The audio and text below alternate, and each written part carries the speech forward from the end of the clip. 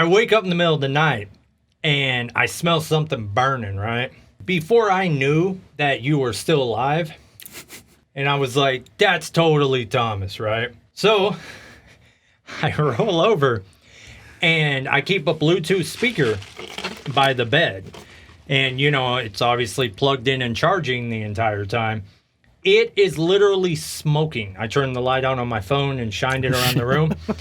So, as luck would have it, it is the same speaker that we tested underwater. Oh, shit. Now, I don't know if you'll remember, but if you go back and look at that video, you'll see, you know, we dunked it underwater, and it worked fine. And I said, the charging point is the weak link, though, because it's an opening to the internals. So I take this thing when I take my, you know, my bubble bath with my duckies before I go to bed. Yeah. I put this thing, I have in the master bath, it's like a jacuzzi sized bathtub, you know, it's huge. Nice. And there's a ledge. So I just lay my speaker there and listen to whatever. So the speaker does get wet, you know, but it's waterproof. What does it matter? I think it had gotten wet on the charging port. And then, so it sit there and it melted the cable into it. And the rubber was just smoking and burning with the smallest little flame going. I thought that was a message from you, you know, telling me, you know, to, I don't know, change the channel. So this thing lasted, though. It's been 2 years. It's gotten wet almost every day. But yeah, and the crazy thing is, even right now, it still works. Even after being set on fire. Until that battery dies. Until the battery dies, right. That charging port is shot. So is the cable. And what's crazy, I had it plugged into a wall brick that monitors the amperage. It has a little screen on it and tells you what you're pulling, and it has circuit protection. So if it gets hot, it's supposed to shut off power. I went over there. I know. I went over there and I felt the plug, and the plug was cool as can be. But I do wonder what would have happened if I didn't catch it. You know, would it have died out, or would I have died out? You know what I mean? I thought you were trying to bring me back home with you. But yeah, you were having your fake death Fiasco? Fake death fiasco? Fiasco? Fiasco? Fake death fiasco? What you been up to other than that? Oh, not a whole lot, really. Just getting down on that Assassin's Creed. Yeah. Assassin's Creed is good. Yesterday, I was taking care of some running. So I go by the Humane Society in Carthage, right? And I got my dog with me because why not? I got him a little booster seat for the car. It's like a car dog seat. And it straps in and it gives him a seatbelt. But it also has a 5-inch thick piece of memory. It's like a basket. And it has a 5-inch piece of memory foam so he can sit up there and see above the dash and everything, right? Just side tangent. But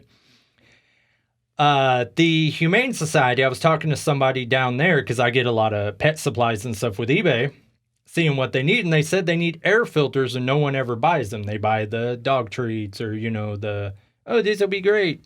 They told me 2 sizes they needed. I winded up having somewhere between 75 and 85 of those filters new. So I packed them up in the truck and I called ahead of time and I was like, hey, I'm going to have both doors open. I don't want my dog running. So do y'all have a place that's not a freaking cage I can put my dog? And they were like, yeah, we'll put him in the office. So I start to walk in with the dog and they have these statues out front. It's like a stone dog and a stone cat. Well, Simon thought they were real. So he geared up, and then he gets up to it and he starts fucking just snapping at the stone, you know? And that's what's weird. Sometimes I'll look at that dog and I'll be like, holy hell, these animals are about as intelligent as they come.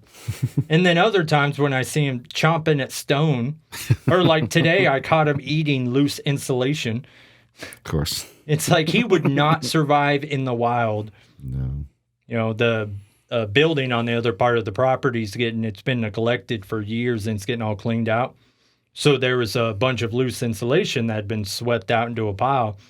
And I go over there and I call him and he turns around. He's just got the insulation hanging from his jowls. Speaking of jowls, I can't even freaking shave. Why? My shaver quit on me. Oh. And I've been bragging on this thing for like 3 years, looking down on everyone who's still using a cheap shaver, you know? So I bought this Norelco. It's like stainless steel housing and like, it's the best. I probably only charge I shave my head with it, and I probably only charge the battery like 3 or 4 times a year. Like, it is bananas how good this thing is. So I go to shave this morning and no power. And I was like, oh, well, it's that time of the season, I guess, to charge it. So I plug it into the charger and you can use it while it's plugged in, right? Nothing. So it's set for No, like... you can't. Yeah, it's set for like 2 or 3 hours. I tested it before you got here. It's just done. That freaking thing, when I first started getting money, like really getting money, I was so scared that I was going to go back to having nothing that I bought a bunch of stuff that I otherwise wouldn't have been able to afford. I bought a new fridge, new washer, new dryer, good toothbrush, good shaver. This was part So of... you thought. Yeah, this was part of like my beginning of Corona, going through the house and just buying every big purchase, Like I bought a new, what do you call that thing? Garbage disposal, and I've never installed it. Garbage disposals are about the grossest thing, though. Because think about it. You're taking your food. I mean, it's not a separate place it goes. It goes down your pipes. Right. So you're just chomping up food, sending it down. And in my eyes, I'm no plumber here, but in my eyes, you're just filling your pipe with sludge. Because all That's of how I it... use one. I put like on those like screens that go over your drain. So you wrench it out and it catches like any chunks or whatnot and take it and just dump it in the trash. You know what I find like the grossest thing a human can do? What? It's one thing to have like a sink full of dirty dishes, right? But it's what level the dirty is. Like after I eat, I like, anything I'll put in the trash and I spray it off and I just set it to the side. So really all it needs to be is like disinfected. Right. Like once again, I have a dishwasher I'd never use. I could just run them through that at that point. I use mine all the time. But it's the people who like, and if the shoe fits, sorry, but let's say they're eating something just entirely gross, like a gravy or something, and they just eating gravy. I find gravy revolting. And so they'll leave like gravy all over the plate and like ketchup and stuff to just sit there and coagulate all What night fucking long. meal is this? I see this at people's houses. Whose house? Who's eating just gravy and fucking ketchup? It'll be like the pan they cook the gravy in, still coated in coagulated gravy that's been sitting there for like 3 days. Yeah, that's nasty. No, I'm done cooking. It may not get completely washed that night, but everything's getting rinsed out. Yeah. Anything's going in the trash and whatnot. A lot of times, a pan like that, I'm going to put some hot water and soap and let it soak. And I'll be honest, if I go to a girl's house and I see that around their sink, I automatically assume that their pussy stinks. And I'll tell you what, I was right. Just reminded me. There was this girl I kind of got in like a 3 or 4 month relationship with a year or two ago. She's a friend. Well, I probably shouldn't give any indications of who she is. Anywho, so she's a girl. And she's pretty. Real pretty. She takes care of herself, always wearing makeup, always dressed to the nines, And I was like, let me find out. So I go over to her house. It's nighttime. And she had, hell, if I describe how her house looks, it's going to give it away as well. Anywho, so all the lights are turned down low, and I thought she was just trying to set the scene, but I think she was trying to hide her filth and didn't want to put in the effort of cleaning. So all the way around her, like, sink and island were, like, week-old pans she had that were just, like, I don't know, molded or just gross, right? So, as I said... Later on that evening, well, really, she was a floozy. About 32 minutes later, we're in her bedroom, and I'm like, well, I guess I might partake. And I go downtown, and like before I even get there, it's. Did you make that noise? I hope I didn't, but I may have. I do remember excusing myself into the bathroom and giving myself a little pep talk. Then I went back and I did not go back down there. You know what I'm saying? Over my little 3 or 4 month thing with this girl, I found out what it was. This is the type of girl who will like work all day, you know, and then come right home, put like makeup on top of makeup, and then just change her outfit, then go out all night drinking and dancing and stuff, and then want to get down at midnight while she's just like as gross as God made her, you know? So, yeah. What the hell started that conversation? I don't fucking know. Washing dishes? Gravy? Her gravy was just freaking crazy. Yeah. We were talking about the Humane Society, and somehow we got onto this freaking barnyard animal. But no, she was a good girl.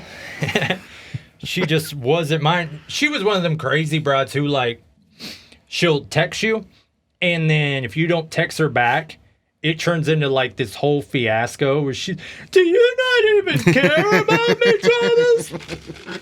You know, for like the last month, I'd get texts from her like, I'm starting to think you don't take this seriously.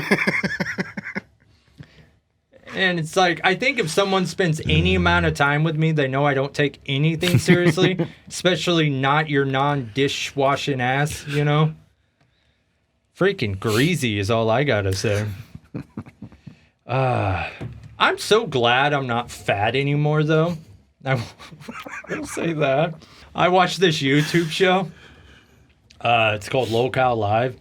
And it's like a bunch of failed fucking hideously fat YouTubers. And then one dude, Keemstar, who's like, he's a millionaire from YouTube. And he like tortures these fat people. Like makes them do crazy stuff. Like one of them lied about cancer to try to do like a GoFundMe or something. Shit. So they made him get liar tattooed on his cheek. Like, yeah, he just tortures them, you know. But I sit and I look at these fat, disgusted, the guy's name is Boogie2988. I sit there and I look at these fat, disgusting blobs who are like in their 50s and never did anything with their life and everything. Like, there's a lot of stuff I can't do due to my spinal injury, but most people wouldn't know that because I don't advertise it. I power through. But these are the people who are just fat and can't do anything. Like, they have to have a chair after like 45 seconds of standing up. And then they blame it on like a back issue. And it's like, no, you're just freaking 500 pounds, you know? It's a baby back rib issue. I remember like the whole time growing up, like, if you knew someone who had really like fat as fuck parents and then they're a fat fuck too, and they'd be like, it's genetics. And I never bought that shit, right? It's jelly. Because think about it. The parents are fat because they're pieces of shit and eat horribly. The kid is fat because he's raised in that same household and eats that exact same food. But once you fly the coop, once you're no longer living in your fat fucking parents' house, if you're still fat, that's on you. And God bless you. If you want to be fat, by all means, be as fat as you can be. But, like, don't give me no bullshit about how you got thyroid issues or you can't control it or whatever, you know. Because I was like 250 pounds a few years ago, you know. Now, I went way too far on the opposite way of it. I got so used to eating just like one meal a day, like these giant fat fucks we're talking about, they eat so much their stomach stretches, right? So they can eat like a train worth of food. I ate so little that like I can't eat much, you know? But I think I'm really pushing, like I'm gonna have to get like some weight gain shakes or something because I weight gain 4,000. Well, I'm down to 150, you know what I'm saying? Like, my mom came up here when I had my shirt off. This just 3 or 4 days ago. And she's like, you need to go to a doctor. Then she just proceeded to insult me for 12 minutes. Your arms are skinny. Your stomach looks you're looking weird. Like a bitch. You look like a pussy. Fucking. Like, kick your ass right now. I didn't raise no bitch. I don't know. Maybe I got And then she just left? Yeah, that's exactly what happened. She was here for 6 minutes. And then she told my dad. And then the next day, he's like, yeah, so you're a bitch. You need to go to a doctor, huh? So that's how that goes. But yeah, I think I took it too far. I can't eat freaking dick anymore. But I can still churn a phrase. No, I'll for real, like, most days, I just, like, I'll take a bagel. It sounds delicious before I even describe it. And I'll toast it. And then I'll put, like, pepperoni and pepper jack cheese and stuff on it. And then I'll bake that, where it's like a toasted baked bagel sandwich. Yeah. And it is delicious. I'll do, like, 4 rows of meat. But that's all I eat all day. You know, I'll eat at, like, noon. And then I don't eat again until the next day. So I think I need to get like some protein or something. Yeah, you do. How do you stay so fucking fat? I eat more than one meal a day.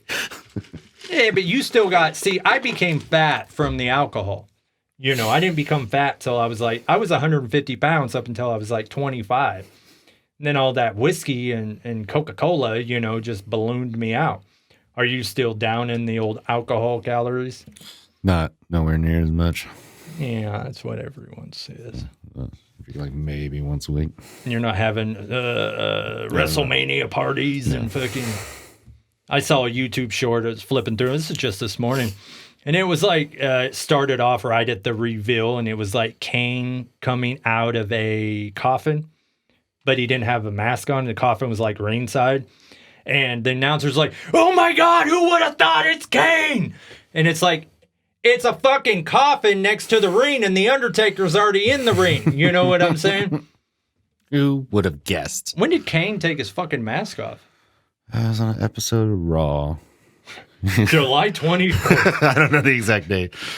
But it was in a tag team match. His tag team partner was RVD, Rob Van Dam. And like that was the stipulation of the match. If they lost, he had to take it off. And it was crazy. When he took it off, he wasn't completely bald. They were cutting his hair backstage, and they just cut like the top. And somebody stopped. He's like, let me go get Vince McMahon real quick. So when he took that mask off, because all that fucking hair at that, he did have long hair with that mask, but anything after that, after he took it off, has been a wig. But yeah, so when he took it off, he's all bald on top and got like the fucking mo. It's all curly and shit. That's the way I'm losing my hair. I think that's what's going to happen to me, because like, what's crazy is if you look closely at my hair, you can actually see the... Can we pull it up? Yeah, I think it's down there. Well, we got 52 seconds, so Okay, I doubt never it. mind. But where my dreadlocks were, each of the squares, I have like a line of thin hair around there because they were pulled so tight for like a decade, I'm assuming. So if I let it go out, I'm just going to have these weird patches of hair and then baldness in between it. Yeah, I completely ruined my hair from dreadlocks. Just like you ruined this episode in your life.